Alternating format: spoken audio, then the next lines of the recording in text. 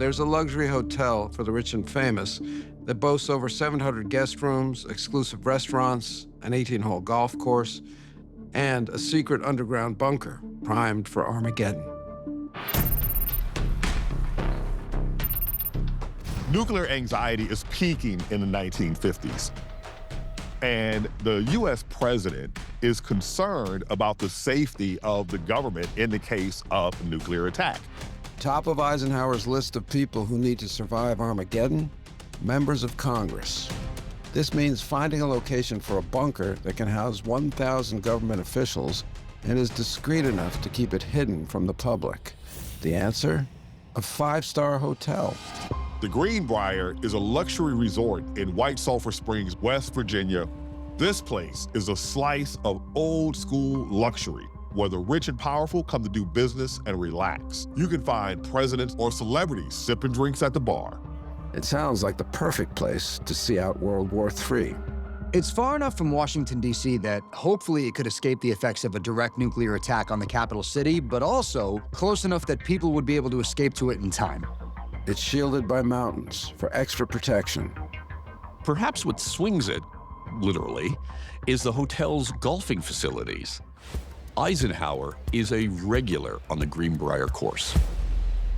The government discreetly approaches the hotel for their assistance, and the management at the Greenbrier are happy to oblige.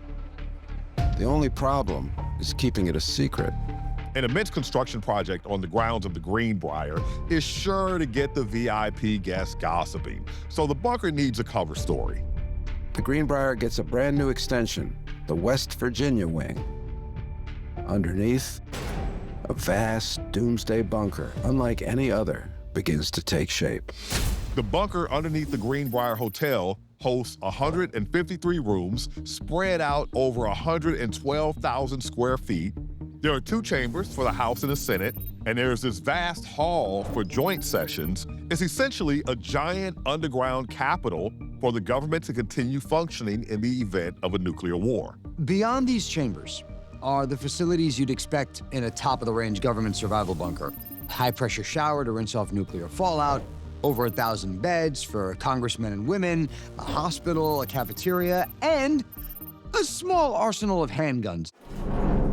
Perhaps the most impressive features are 2 enormous blast doors to seal Congress inside. Each door is 19 inches thick, weighs 28 tons, and they're strong enough to withstand a nuclear blast from only 2,000 feet away. If a bomb drops on the 8th hole of the golf course, anyone behind the blast doors will be okay. And these doors are hidden behind a false wall in the exhibition hall, just inches away from where guests are mingling. For 30 years, the false wall stands firm, and the bunker remains hidden from view, until 1992, when rumors finally begin to leak out. Ted Gupp is an investigative reporter for the Washington Post, and an anonymous source tips him off that the Greenbrier Resort might not be all that it seems. Gupp speaks to former employees who confirm that something mysterious is lurking beneath the West Virginia wing. But for a genuine scoop, Gupp needs hard evidence. So he decides to go stay at the Greenbrier himself to see if he can get that final bit of proof. When Gupp meets the manager, he goes straight to the point.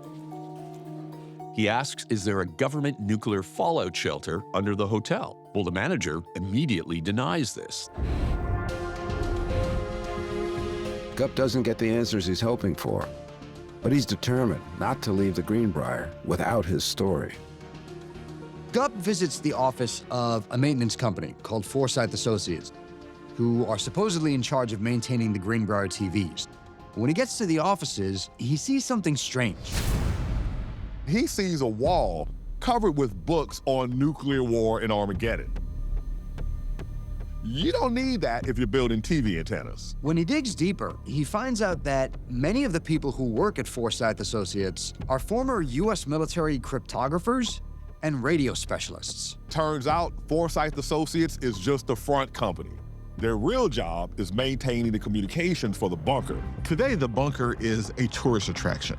For about $50, you can go tour the halls where the American government might have been reborn after Armageddon. The Cold War gave rise to an abundance of hidden bases, outposts carved into some of the most extreme environments on Earth. But one U.S. operation beneath Greenland's ice hides something far more dangerous: a nuclear launch site buried for nearly 3 decades.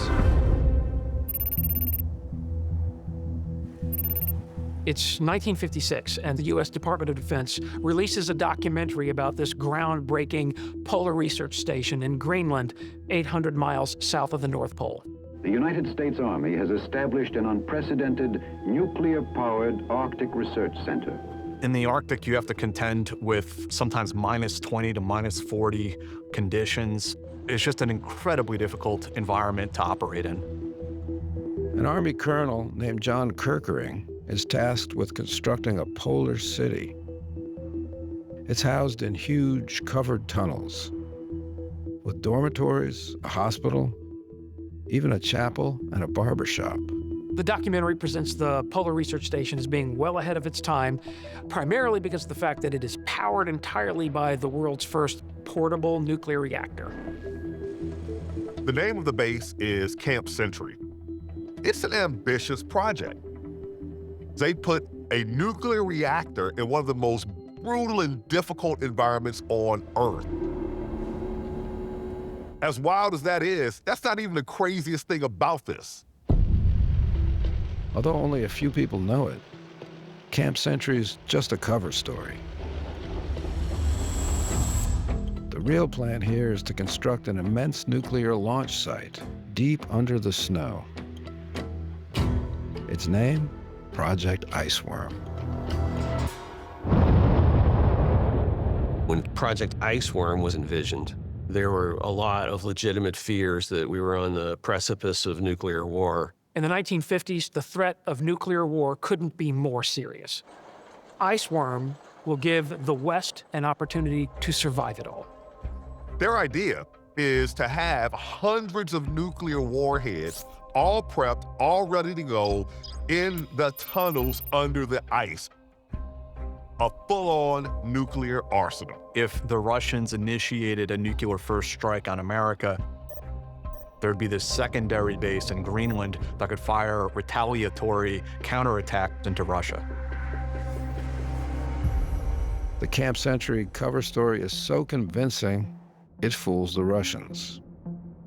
They did actually do experiments there and work on science, but it was basically a test bed to see what else we could do under the Arctic ice. In the end, the real challenge to the success of Project Iceworm doesn't come from being discovered, but from the landscape itself. The Greenland ice cap is so dynamic, you just can't maintain a permanent structure underneath the ice. The base was being sandwiched between the ice walls as they constricted, because every year the ice moves another 6 feet. You've got 600 nuclear warheads and a nuclear reactor. You cannot put them in shifting ice. And so Camp Century is abandoned in 1967. They end up pulling the plug on the entire thing and they just walk away. I think the line they used, we'll just open the door and let it snow. And they thought it would be kind of permanently entombed in this ice and be safe in that way. Although the nuclear reactor at Camp Century was removed, the material that was left behind is still dangerous to the environment. The truth stays buried until 1996, when newly declassified documents reveal the shocking truth about Camp Century, that this Arctic research base was no mere science lab, but a front for a nuclear launch site hidden beneath the ice.